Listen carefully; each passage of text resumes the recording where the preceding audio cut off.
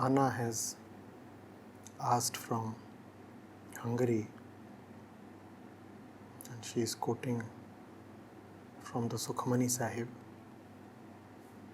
Gauri Sukhmani, 5th Mahal.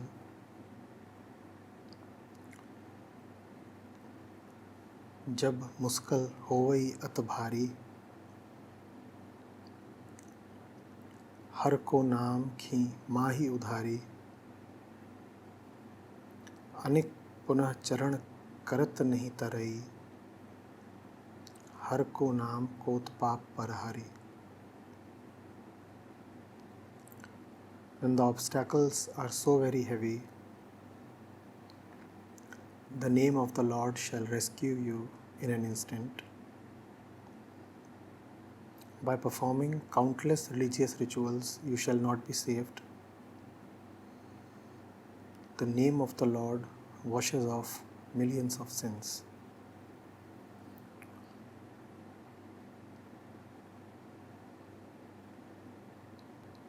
Pranam Acharya ji. All throughout the scriptures, it is reiterated that the name of God should be spoken, praised, chanted and worshipped. How can we ensure that doing this will not turn into some sort of religious ritual? In other words, what differentiates religious rituals from what Guru Nanak is encouraging us to do?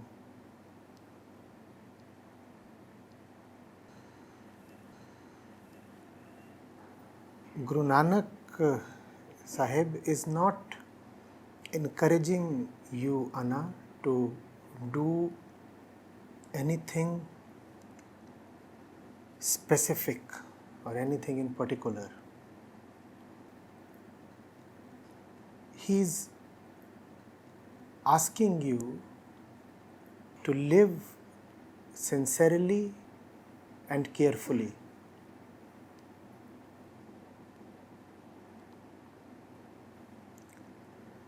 What does it mean to remember or chant the name of the Lord?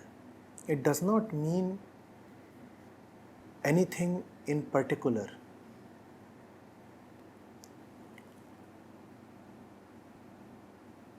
It means when the million worldly names cloud your mind, remember how hollow they are. Remember that they are just names and there is nothing that they are pointing to. They are meaningless and baseless. They are just how they are named. They are names. Just names. You see, a name must indicate something, right? When you say a pen must point to the thing called pen. Spirituality is the knack of realizing instantly that the mind lives in names and has no cognition, no faculty for the thing. And that's a dangerous situation, you see. The mind lives in names. The names it knows of. Of the thing, it knows nothing at all. And since it knows nothing of the thing, it takes the name as a proxy for the thing. Therefore, chanting the Lord's name is just a gentle tap on the wrist of all other names. Even when all other names are vying with each other to corner your attention, to dominate your mind, you tell them something else is more important, the name of the Lord.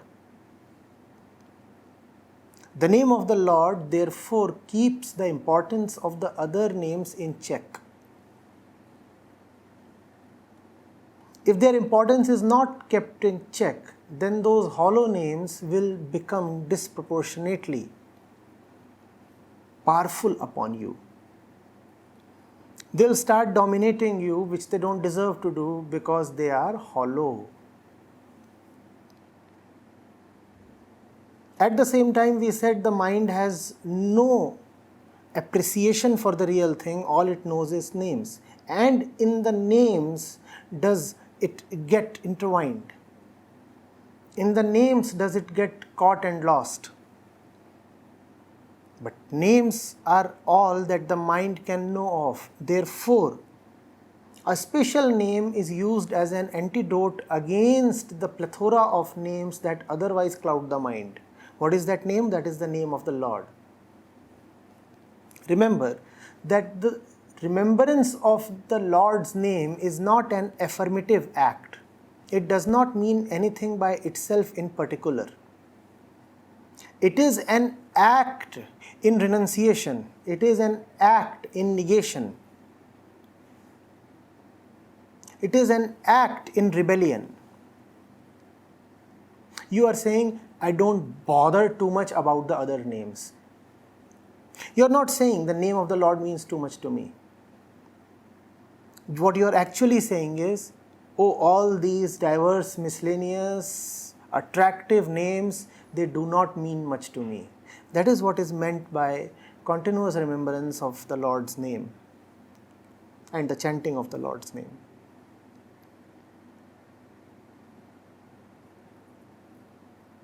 This distinction is very important to understand. Otherwise, if the Lord's name is taken to be in the same dimension as the various worldly names that we know of, then the Lord's name just gets added to the repository of the million names we already have. It turns into something very ordinary, something very useless, rather something rather harmful.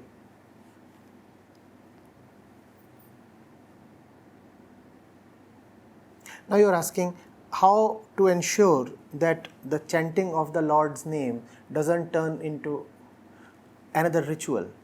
I've already answered that.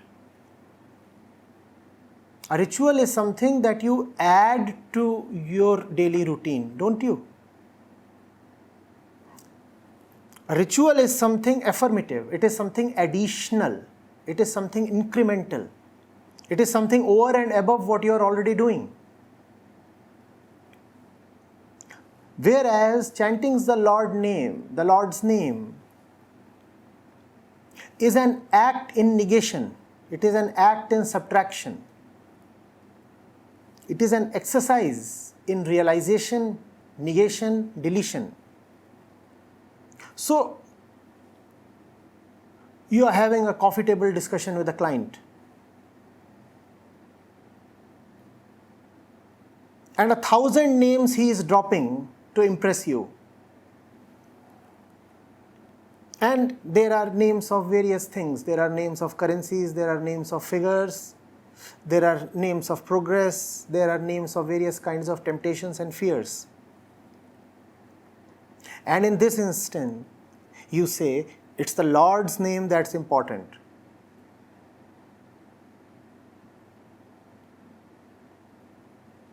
You are out of the spell. You have just managed to beat the trap.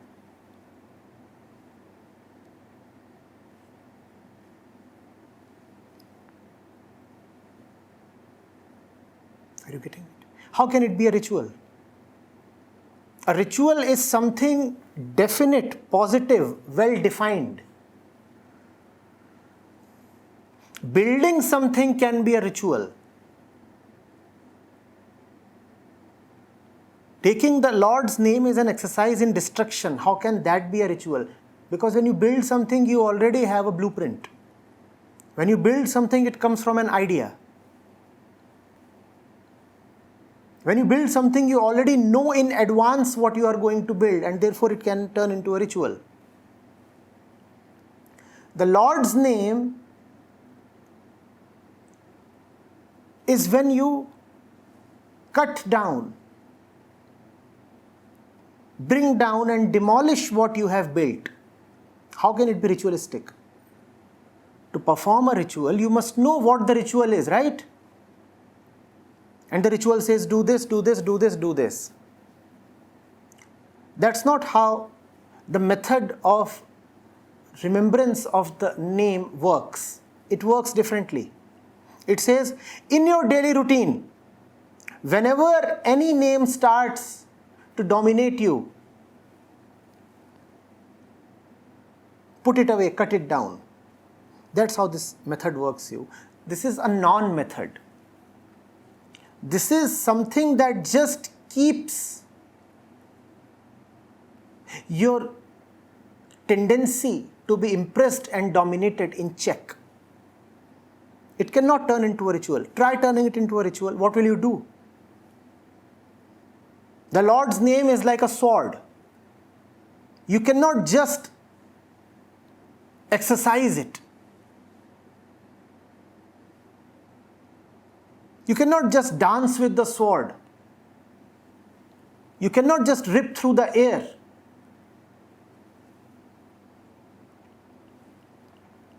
There has to be something that appears definitive. And on that definitive thing, the sword has to be applied. Do you get this? The sword by itself means nothing. The sword by itself is just an instrument of negation. No is what the sword stands for. No. This is not real, it must be cut down. That's what the sword stands for. That's how this method works. Anything becomes too much on you, wield the sword. Hack that thing down. In this world, everything has a name. The method works on everything in the world, because if anything is to dominate you, it would dominate you through a name. You would be able to say, this is dominating me, X is dominating me, Y is dominating me. There's nothing in the world that is not a name. There is nothing in the world that is not a name, and there is nothing in the world that is not hollow. Therefore, no name with all its hollowness should be allowed to overpower you.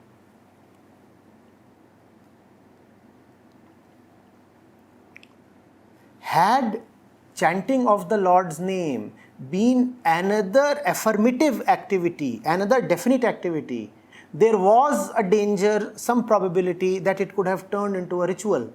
But it is not an exercise in affirmation at all. It is an exercise in negation of Maya. Therefore, it cannot be a ritual. It is to be exercised only when Maya strikes. Okay, tell me, can using a fire extinguisher be a ritual? It cannot be a ritual, because the fire extinguisher is used only when there is fire. Otherwise, the fire extinguisher just happily sits and hangs on the wall. Does it not? For years, it is possible that the fire extinguisher is not needed to be used. It is used only when there is a need. Therefore, it cannot be a ritual.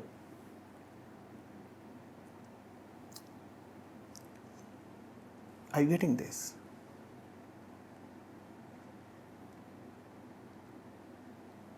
Having fire in your kitchen can be a ritual. There is the stove in the kitchen, and routinely there is fire.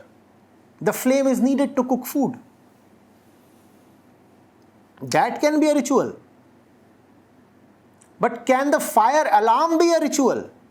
No, the fire alarm works only when the fire has gone out of hand, it has become problematic, it has started going beyond its limits. The name of the Lord is like the fire extinguisher or the fire alarm. It works only when there is a problem. If there is no problem, it is not needed. But as far as we are concerned, there is always a problem. So the name of the Lord is always needed.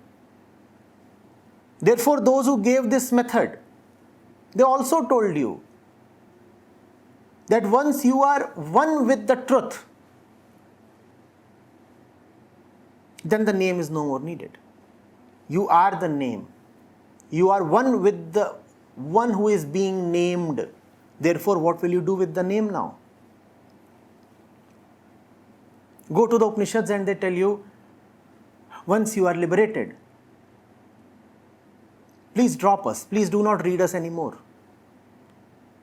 Because we are useful only when there is a need. Otherwise, there is no need to take recourse to us. The name of the Lord just hacks down the unnecessary. It does not build or create anything by itself. Therefore, it cannot be a ritual. Eating food can be a ritual. Taking a medicine cannot be a ritual. The name of the Lord is like a medicine. It is needed only as long as there is a disease. If there is a disease, the medicine will work. Otherwise, the medicine is quite unnecessary. But that must not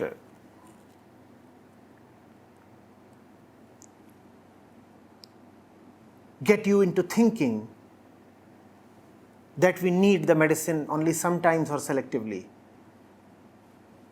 We are chronic patients who are continuously sick.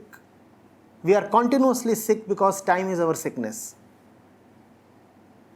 Therefore, we need continuous treatment as well. That continuous treatment is the name of the Lord. It is a great method because it is a non-method. In the starting, when you were answering the first question, you made one statement, the mind can only know the name, but not the thing in itself. Oh. It doesn't have the faculty to know the thing. So who knows the thing? Or is the thing knowable? There is actually no thing. If you are talking about the things of the world, they actually do not have substance, really speaking. They are just waves in time. They are not things at all. So at most you could say that they are movements, they are processes, they are a flux. There is no thing. For a thing to be called a thing, it must have stability and continuity even for a nanosecond, right? For a thing to be called a thing, it must have existence at least for a nanosecond. What if this is changing every nanosecond? Would you call it a thing then? Then you would call it a process. Then you will say, oh, there is a flux, there is a movement. There is no thing. But out of ignorance, we are assuming that this is something which it is not. Mind is not structured in that. Our mind is not structured to see the flux as flux. Just as when you are watching a movie on the screen, you feel as if it is a continuity, whereas it is not a continuity. It is a succession of static frames, but it appears dynamic.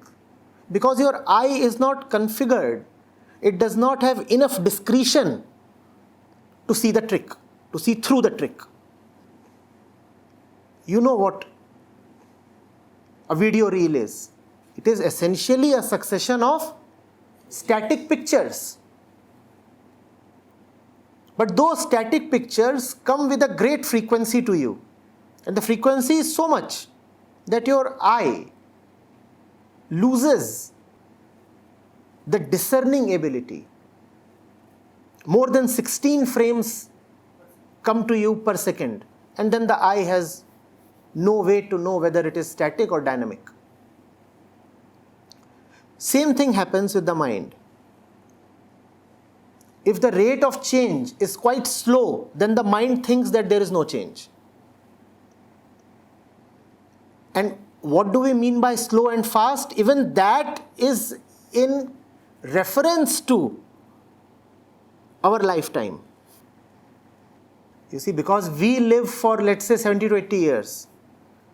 So if there is something that changes only in 80,000 years, we say the change is slow. Slow compared to what? My lifetime. So that is why those who have known, they have said, oh, it is all a projection of the self. There is no truth to it. It is all in context of what you take yourself to be. The little insect lives, let's say, only for 2 hours. We say, oh, it has a tremendously short lifetime. Short compared to your lifetime. How do you know it has a short lifetime? Ask the insect. He will say, short? What do you mean by short? What do you mean by short? In fact, does there exist an insect outside of your perception? You cannot even know that. You cannot even know. The only proof you have that the world exists is your own perception or the perception of your neighbor. And who is the neighbor? Somebody in your perception. There is no independent proof that the world even exists. Therefore, I am calling it insubstantial.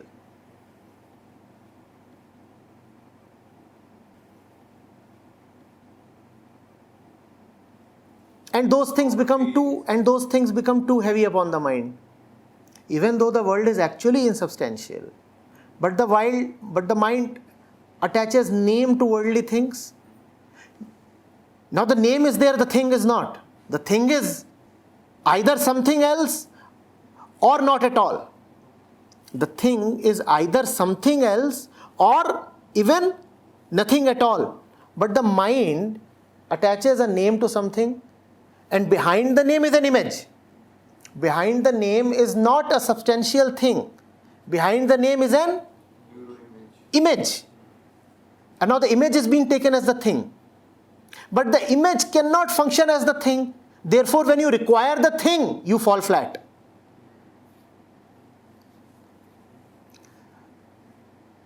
So there is wife. Behind the name, W-I-F-E, there is not a thing, there is an image. And the image has certain characteristics. Now that characteristics belong to the image, so they are imaginary. But we take those imaginary characteristics as not belonging to the image, but as belonging to the thing called wife. Now whose characteristics are those? Of the image. But we then demand those characteristics from the thing that the wife appears to be. Now the thing that the wife appears to be will not be able to match those characteristics. So there will be conflict, and that is the cause of suffering. The world is not what we take it to be. In fact, there is not even proof that there is something called the world or something called the self. Even if there is something called the world, it is at least not what we imagine it to be. But we proceed according to the imaginations, and imaginations will clash with the fact, and when imaginations will clash with the fact, then we get hurt and bruised. I am imagining that the road is smooth, but the road indeed has bumps. So there will be trouble, and that is the trouble of all mankind. Are you getting it?